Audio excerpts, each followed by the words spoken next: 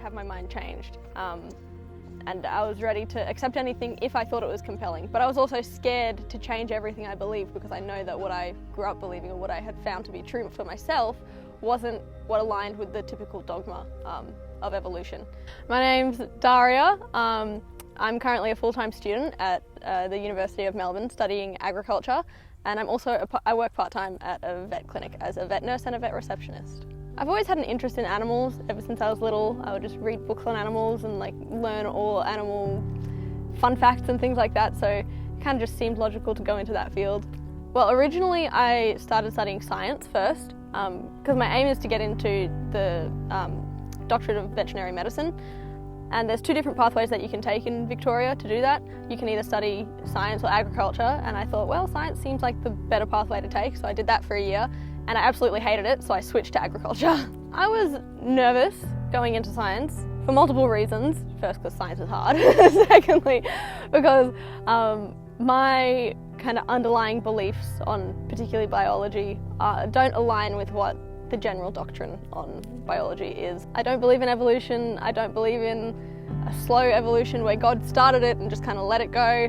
No, God created everything as it says in the Bible. Irreducible complexity is the idea that all of the aspects of a system are absolutely necessary for its function. If one aspect is not present, then the system can't function. A classic example of this is a watch. Every single cog in a watch is necessary for the watch to work. If you take even one cog away, then the watch can't function. It stops. Biology is completely riddled with this issue. For example, within a cell, DNA is copied into RNA, which is then read by the ribosome so it can organize amino acids into proteins, which then go on to perform structural jobs within the cell. This is called protein synthesis and is essential for all life on Earth. This synthesis needs to occur in a safe, controlled, specific environment provided by the cell. DNA itself cannot survive outside of a cell, and thus protein synthesis cannot occur outside of a cell. But cells are built with proteins, so how can something built with proteins be there before the proteins are even built to accommodate the building of the proteins? I don't think anybody really thinks about it. Most people just accept the idea that evolution is fact, and this is what they tell me, so that must be true. And it's kind of taught that way as well. They just teach that, this is the way it is and that's what you have to believe, and they don't teach people to question it or to think about it themselves. You take out any one of those aspects and the whole production of protein fails to happen. In fact, there's a highly controlled, specific and complex pathway that occurs just to copy DNA to RNA. If you take out any one of those steps, again, the whole process can't happen.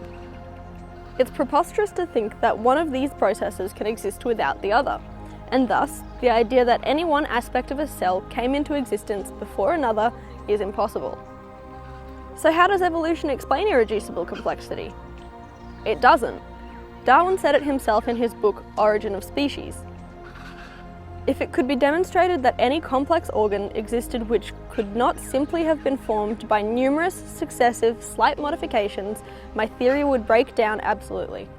I remember particularly this one time I was in a lecture and we were learning about the cardiovascular system, and my lecturer was at the front and she was talking about the development of it and the evolution of it, and she was saying, oh well, we know that there's a heart and a blood in a lot of mammals, and that's kind of just the way it is, but we don't know whether the heart developed first or whether the blood developed first, because really there's no reason for one or the other if the other doesn't exist. So she was saying this herself, that it didn't make sense and they didn't know which one came first.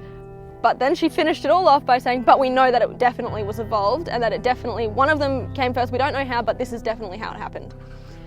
So I was kind of sitting there thinking to myself, well, how can you say that you certainly know that it evolved and that one came before the other when you've openly said that it doesn't make sense for that to be the way it is? And that kind of took me aback, that she was so open to admitting that there was no facts to the basis of their belief. And that just goes against everything that you would think someone would say, especially in a science course, as a lecturer, as a teacher, as, a scientist. So that kind of solidified the idea of, well, I don't know if I can prescribe to an entire belief system, I guess, that is openly admitting of the fact that it's not based on facts. I found that whenever anybody found out that I didn't believe in evolution, their initial thought was, oh, you're stupid, you're not questioning it, you don't know, you've been brainwashed and you're just taking whatever someone said to you at face value and just running with it kind of idea.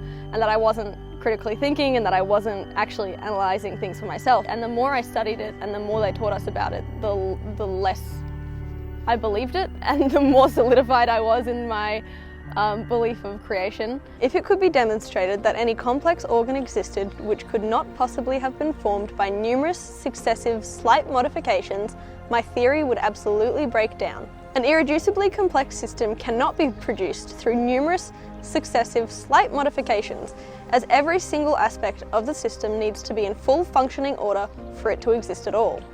Evolution is heavily based on the principle that correlation equals causation, a logical fallacy which undermines the entire validity of the theorem. The concept, correlation does not equal causation, refers to the inability to legitimately deduce a cause and effect relationship between two variables solely on the basis of an observed association, or correlation, between them.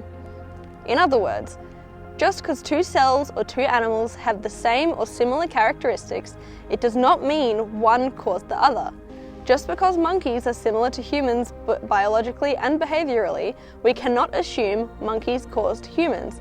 Just because the prokaryotic and eukaryotic cells are similar does not mean we can assume one caused the other. It gets a bit hairy because there's a lot of debate over whether it's a fact or not. But realistically, for something to be taken as a fact, it has to be repeatable and observable. And evolution is neither of those things. It's neither been repeated or observed. So it's really quite impossible to take it as a fact, especially when there's so little evidence of it ever occurring, and openly scientists admit that. So science often doesn't distinguish between adaptation and evolution. It's undoubtable that organisms have the ability to adapt over time due to their environments, populations, or so on. For example, imagine there are 5 brown moths and 5 white moths on a brown log. A bird comes along and eats all the moths that it can see. All the white moths are eaten and those brown ones survive. If those brown moths go on to reproduce, their offspring will likely be brown, causing the whole population from that point onwards to be brown. This is what we call survival of the fittest. We see this occurring around us constantly. However, this does not account for the change from species to species.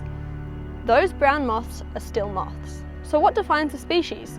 Species is a biological classification comprising related organisms that share common characteristics and are capable of interbreeding. Thus, for something to change species, it has to be characteristically different and unable to breed with its ancestor. In this case, those brown moths would then not be able to breed with the white moths if they were introduced into the population again somehow. But what about Darwin's Galapagos finches? Darwin observed finch populations on the Galapagos Islands, noting the characteristic changes they accumulated from generation to generation. Each different island had different environments, and thus each different finch population adapted differently. One of the most notable changes being beak shape and length. This was adaptation.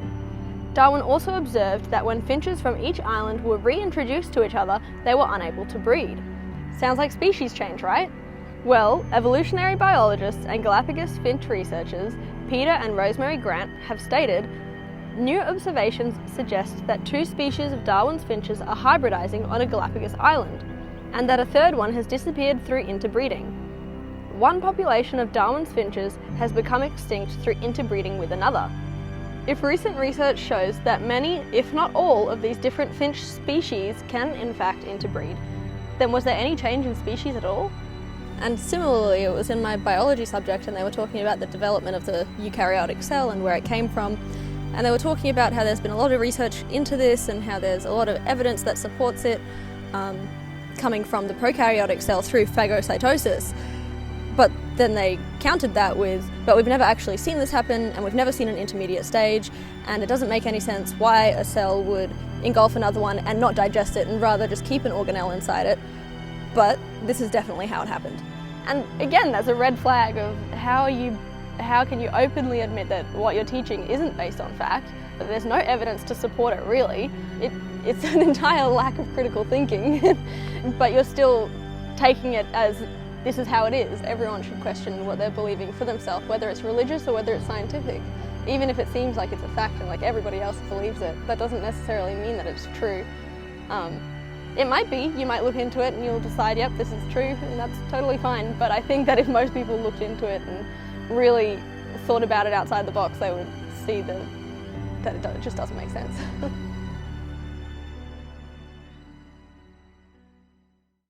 My knowledge in creation gave me a purpose in life and a fulfillment that I was looking for. And I believe God can give that to you too. You just have to search Him out, and He can change you and He can change your life.